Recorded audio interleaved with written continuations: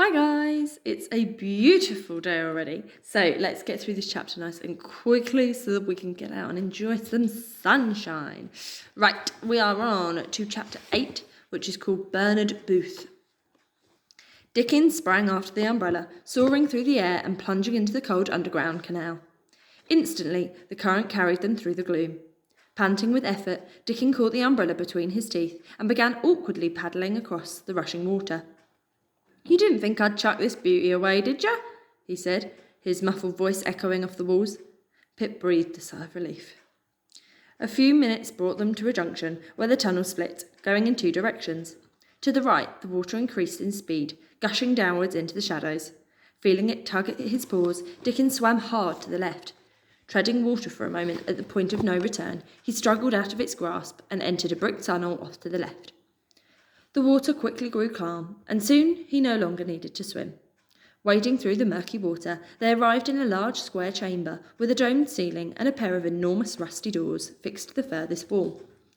Dragging his dripping wet body onto two stone steps above the water, Dickon gently dropped the umbrella at the foot of the doors as Pip and Hans dismounted beside him. "What is this place?"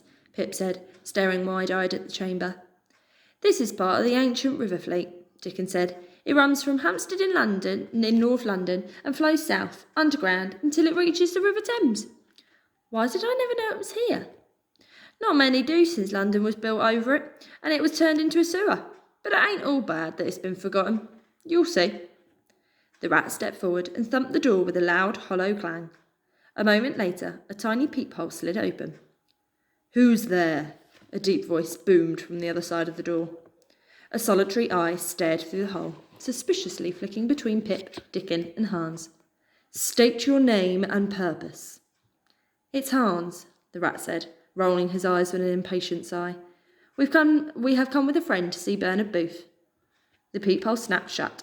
A click followed, then a long groan as the huge door opened just enough for Dickon, Pip, and Hans, and the umbrella, carried above their heads, to step inside. Astonished, Pip saw the porter was not a giant creature at all, but a tiny field mouse looking through the peephole by means of a ladder, his booming voice having come from a long black speaking trumpet he held by his side. The field mouse jumped to a rope hanging nearby and slowly slid down it to the ground. A moment later, water cascaded over a vast timber wheel that stood against the inner wall. As it turned, the enormous door closed with a metallic thud. "Good evening," the tiny field mice said with great authority, especially for one so small. "Bernard is in his office. You know where to go." Still sopping wet, Dickon gave Pip a nudge with his nose. "Watch this." The dog stood next to the field mouse, and gleefully shook himself from head to tail. "Dickon, you rotten mongrel!" squealed the field mouse. His sodden fur hung from his skinny little body and obscured his eyes, making his ears look as big as balloons on the top of his head. Pip giggled for the first time since the bomb had hit. It felt strange and unfamiliar, as if she was laughing inside a different body. "That never gets old," Dickon laughed, triumphantly trotting forward with his head held high and his tail wagging from side to side. Ahead was the strangest room Pip had ever seen.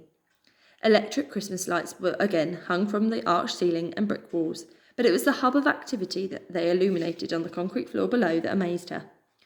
The huge square room was divided into quarters, each part using a section of wall.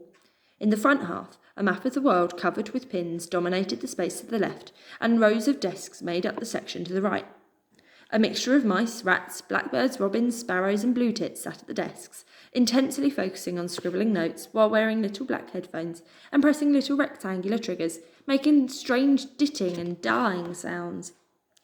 An albino rat moved about them, collecting their papers before briskly walking to the rear half of the room. A map of Europe was fixed above a large table, where 12 more small animals sat on chairs made from matchboxes. As the white rat delivered the messages and returned to the other side of the room, the animals at the large table pored over the notes, with their brows furrowed in thought. Next to this section was a tall metal house with "bread" printed on its outside wall, and smoke trickled from its chimney that had the word "spam" just visible under a layer of soot. Behind it stood a row of 4 blue and brown smaller houses, each with a pigeon roosting inside, and Huntley and Palmer's breakfast biscuits written in blue on each wall. As Pip, Dickon, and Hans approached, only one animal looked up. Standing between the metal house and the animals working feverishly under the map of Europe, an elderly pigeon with pale grey feathers, a round purple belly, and a double chin lowered a document from his gaze and quizzically cocked his head in their direction. Tapping the ground with his walking stick, he tottered towards them, tucking the papers under his wing. "Good afternoon, Dickon. Hans," he smiled, pushing his horn-rimmed spectacles up his beak as he watched the rat and Pip lower the umbrella to the ground. "Gosh, who have we here?" "This is Pip Hamway," Dickon said, sitting down. "Should need your help, sir. We've just come from St. Giles." "Well, I will help as best I can," the pigeon said, hobbling towards her. He took her little paw in his wing and firmly shook it. Pip stared into his intelligent amber eyes and quickly looked away. The bird had an air of wisdom and authority that made her nervous. "I am Bernard Booth. Sit, rest. You're looking awfully peaky, I must say. Don't be shy. Here." He walked over to the house and pulled a white dice with black spots from under a small table on the porch. "Sit." "Thank you," Pip said timidly, and warily clambered onto the dice. Dickon sat on the ground next to her, while Hans slumped to an old cotton reel on the other side, with a sigh of relaxation, and stretched his legs out before him. Pip looked around the room with growing curiosity. Here's a picture of the room.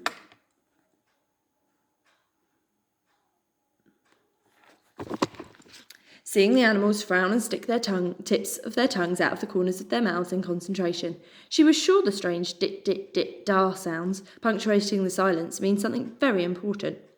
So must the multicoloured pins dotted over all the maps. She longed to have a closer look, but at that moment a rattle turned her head. Standing in the doorway to the metal house, clutching the door frame with one wing, Bernard held a tray with a china teapot, cups and saucers, and a dish with a lid that did not match. A glorious, sweet smell wafted from it. "Lucky for you," Bernard cooed with a wobble. At once the rat jumped up from his stool, took the tray from him, and placed it gently on the table. The pigeon's joints creaked with effort as he hobbled towards them, leaning on his walking stick. When comfortably seated between Pip and Hans, he lifted the lid of the dish. "You're just in time for afternoon tea." "Victoria Sponge!" cried Pip, with a broad smile that popped her whiskers upright onto her cheeks. "We only have cake at Christmas." "Like so many of us, wartime rationing makes cake a rare sight for us all," Bernard cooed, pouring tea into a cup and handing it to her. "As you would have seen, St. Giles is the gathering ground for every creature in trouble, no matter where they are from. But sadly, desperate times attract crooks and thieves who profit from stolen goods and black market trading, selling snatched rations at ridiculously unfair prices. But here, we're not far from the Savoy Hotel, and they have marvellous food in their cupboards, unrationed tea, sugar, meat and wine, that they sell to legally paying customers. So if we're careful and have a bit of luck, we get some good scraps from time to time." He took a bite of the cake and sighed with contentment. And when the world seems mad, sometimes it takes just one simple pleasure for it to make sense again. "Eat, eat." The cake melted in their mouths. Every bite took Pip far away from where she was, where she had been that day, and where she had to go. For the first time, she felt a twinge of excitement for the journey ahead. Mamma and Papa would have been pleased she was going to find her mother's family at the Umbrella Museum, but thinking of them immediately brought tears to her eyes, and she fiercely wished they were there with her, eating cake and getting ready to go to Gymnasi too. "How can this be happening?" she said, ignoring her last bite of sponge and feeling a hot anger rising inside her. "I thought we were winning the war. Now America has joined us, and the Soviet Union is I thought we were winning the war. Now America has joined us and the Soviet Union as allies. Everyone who came into the shop was saying that after we stormed Normandy beaches on D-Day that the war could be over soon. But now it feels like the bombs are falling more than ever and nobody is safe." The fur along her spine bristled with furious sorrow. "I don't understand." These new V1 rockets are Hitler's vengeance weapons," Dickon said. "Now that we have a foothold in France, the Allies have a chance of crossing the continent and closing in on Germany, and he's as mad as a hatter about it." "The lull is over, my friends," Bernard cooed seriously after a sip of tea. "And sadly, I believe it will become worse before it gets better. We must be more vigilant than ever." "D-Day has paved the way," Dickon said, seeing Pip's ears flatten anxiously on her head. "The Allies will succeed, you'll see, so don't you worry a whisker, love. We've got a lot of good souls in our team fighting and resisting the enemy in countries all over the world. With their help and a bit of time, we'll end this stinking war. But how do you know that? Pip said. Who knows who's going to win the war now? Because we will never tire in our quest for victory, Bernard said firmly, sitting tall with his chest feathers plumping confidently. As Churchill says, we shall have victory in spite of all terror, however long and hard the road may be. For without victory, there is no survival, young Pip. His wise orange eyes stared deeply into hers. Each of us must strive without failing in faith or in duty. Only then will the dark curse of war be lifted from our age. Both humans and animals are battling on the front lines, but we're fighting on home soil too, mate, Dickon said, and his eyes gleamed with pride. All day and all night, right under your nose. Listen. What is that? Pip said, hearing the dit-dit-dar noises in the room. It's Morse code, said Bernard. We're delivering secret messages to the human and animal French resistance by sending different pulses of electric current that they then pick up on hidden crystal radios throughout France. Each combination of dit-dar and the silence between them represents a number or a letter of the alphabet. Each message they receive gives instructions on how to weaken enemy power. And what do the messages say? Pip asked, riveted to his every word. Many secret things. Sometimes they give instructions to sabotage electrical equipment or transport lines by road or rail so the enemy can't use them for advancing forward or for carrying food or weapons. Other times they give locations to rescue another fighter or deliver supplies to those that need them nearby.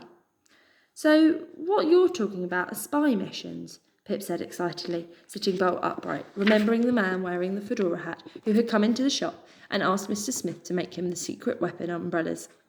For Churchill's secret army? Or in our case, Churchill's secret animal army, Bernard smiled. Since the first wars were fought among men, animals have been secretly helping war efforts in ways humans would never believe, even if they saw it with their own eyes. After all, the world is as much ours as it is theirs. But the humans don't know we're doing it, which puts the secret into Churchill's secret animal army, Bernard said.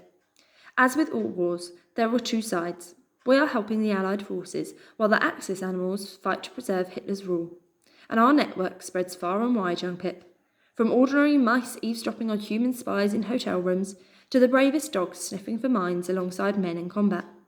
And let us not forget our friends like Dickon here, rescuing people and animals from bomb blasts with his nose. The terrier gave Pip a wink. Furthermore, there's Hans, a German rat who has risked his life resisting the Nazis on his home soil. I did what was necessary, the rat said, his scarred jaw hardening with difficult memories. I could not watch my country be crushed under Hitler's jackboot. Hans's knowledge of German customs and his ability to translate intercepted messages from the enemy have made him one of our most valuable members, Bernard cooed, and the rat shifted uncomfortably on his cotton reel. Learn how to take a compliment, old chap, the pigeon said, slapping him on the back with his wing. Courage is the finest quality because it guarantees all other virtues. Hans bravely escaped the enemy after they had nearly torn him to pieces and crossed the border into France before stowing away on a Lysander plane, collecting humans from the French resistance, also he could join our fight here in Britain. Hans gave a slow, humble nod to the pigeon in thanks, and Pip shuddered, eyeing the marks of violence scrawled across his body. Morse code is the fastest way for us to deliver and receive information from both our animal and human connections, Bernard cooed, and a smile drew across his beak. But what really makes me chuckle is that our human contacts have no idea they are sometimes communicating with animals. And they think we're the ignorant beasts, Hans scoffed. Exactly. They'd never believe it. Nor would they suspect their own messenger pigeons. He gestured with his wing to the smaller structures behind his house. Turning to look over her shoulder, Pip's eyes shone with curiosity as she saw pigeons peacefully roosting in their coops. The fastest of us can fly a mile a minute. Well, Bernard smiled self-consciously, tapping his walking stick on the ground. Once upon a time, in my case. So you use pigeons for sending secret messages, as well as Morse code? Pip asked, turning back to the elderly bird. That's right. The birds are more mobile and don't rely on electricity, Bernard continued. But it's a risky business. On every errand they can be shot or injured by shrapnel. Axis falcons hunt the sky for them too, and few survive the chase these days. What do the messages say? That's top secret information, young Pip, he cooed, touching the side of his beak twice with the tip of his wing. As our motto states, a secret is only a secret if it remains unspoken. although I can tell you they give instructions and share knowledge about enemy and allied moves, and so on, just like the Morse code. But if these war pigeons are fighting with the humans, how can they work for Churchill's secret animal army at the same time? Every time they complete a human mission, they are given leave to rest in their home coop, and when they are released for exercise, they slip away to volunteer for us. Let me introduce them to you, Bernard said, proudly pointing his wing to each coop housing a roosting pigeon. That's the Duke of Normandy, the first pigeon to arrive back in Britain from enemy lines during the D-Day invasion. And that's G.I. Joe. He's our swiftest bird who saved over 100 Allied soldiers and many more Italian civilians from an airstrike when radios failed. Alongside him is Blackie Harrington. You see the scars across his chest and neck? Pip nodded, her eyes pricked up high. He delivered a key message even after he was bloody with shrapnel wounds. And if you think that's impressive, Bernard continued, pointing to a smaller pigeon with neat white markings around her eyes, Mary of Exeter is unstoppable. She has been blown up, shot, attacked by a falcon, and hit by shrapnel. She's had 22 stitches. That's the equivalent of 4,000 stitches in a human soldier, although I doubt a man could survive to tell the tale. Now you know all about us, Bernard said, turning to the little mouse still gazing at the pigeons. Tell me, why do you need my help, young Pip?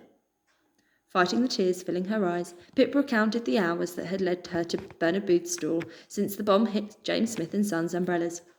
Cooing thoughtfully, the pigeon listened with his head sympathetically cocked to one side. If you were alone, and if everything you knew had been taken away from you, Pip finished with a sniff, wouldn't you try to find the last souls that loved you? There was silence. Her words struck Bernard, Hans, and Dickon in such a way that none immediately had the heart to deny her the impossible quest. Each had lost their homes and families in the war too, and none would ever fully recover from such sorrow. At last Bernard spoke. Pip, he said, cooing gravely, this journey holds no hope. Mainland Europe is still very much at war, even after our victories in Normandy and southern Italy. Crossing the English Channel to northern France is fraught with danger from beginning to end. Even if you make it, the enemy occupy the rest of France and northern Italy, and if they catch you, you may meet a fate worse than death. He shook his head. I fear you will not make it. But my mother made it to England from Italy inside an umbrella. I know I can too. I have to try. Try as you might. This is not the time to travel to Italy, and we cannot simply deliver you there like a postman. Your duty is to your country, and we all have to pull together if we are going to win this war, he sighed. I'm sorry, but I cannot help you.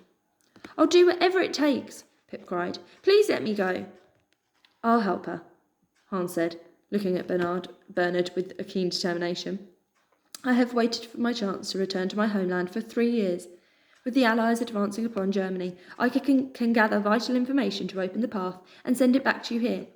They say that with the help of the Americans and the Soviets, the war will not last much longer, and I belong in Bavaria, by Lake Eibsee, where my clan has lived and died for longer than memory. I wish to spend the rest of my days in a free fatherland. I will deliver Pip to Gniezi, then I will make my own way to Germany, and help you bring an end to the war from there. No, Bernard said firmly, his neck feathers ruffling impatiently around his neck. It makes no sense for you to join a suicide mission when your duty is to the Allied cause. The war is not over yet. He abruptly stood from the table and began hobbling back to his house, shaking his head. Not by a long shot, and you know more than any of us what we are fighting against. Dickon, please take Pip back to her friends in St. Giles. She needs food and plenty of rest after everything she has been through. Please, Pip said desperately, leaping from her seat. They're not my friends, didn't you hear me? They left me to be skinned alive by those thieves. I never want to see them again. Now, Pip, the terrier said calmly, glancing at Hans, brooding with frustration at the table. There's no point fighting over this. You're better off this way. And Bernard's right. It's time you caught some shut-eye. You ain't slept a wink, and you've had a nasty shock. He tenderly nudged her with his shiny black nose. Come on, let's get you back to your mates. The humans need our help more than ever, young Pip, Bernard cooed from his doorway. As you say, we've taken Normandy back, but it's a long, hard road to Berlin.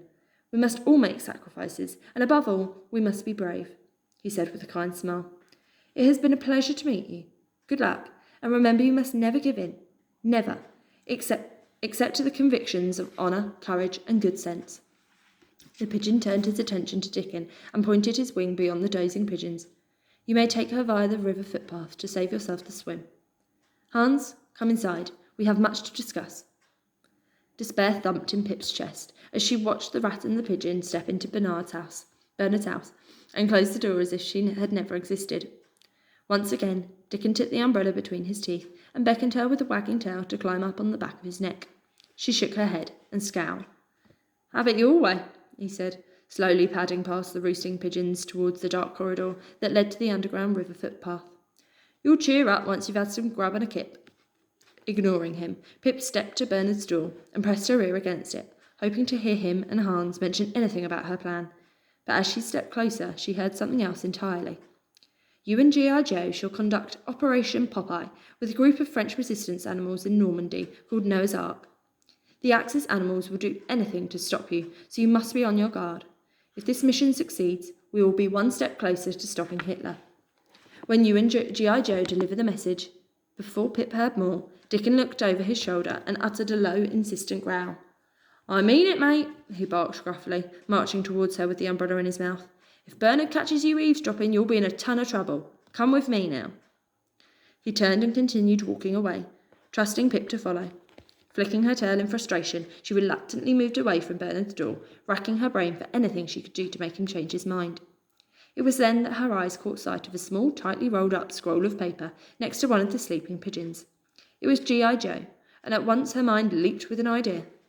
With a quick glance around her, she dashed for it, tucked it under her arm, and hurried to Dickon with her heart thundering inside her ears. That's it, he said, feeling her scurry up his front leg onto the back of his neck. I knew you'd come round. Pip smiled. Somehow, as soon as she had found a way, she and the umbrella would leave for France and deliver the message to the French resistance in exchange for a safe passage to Gignazy. So she's planning to do it anyway. Do we think she's going to make it? Right, okay. Enjoy this beautiful day, and I will see you again tomorrow. Bye.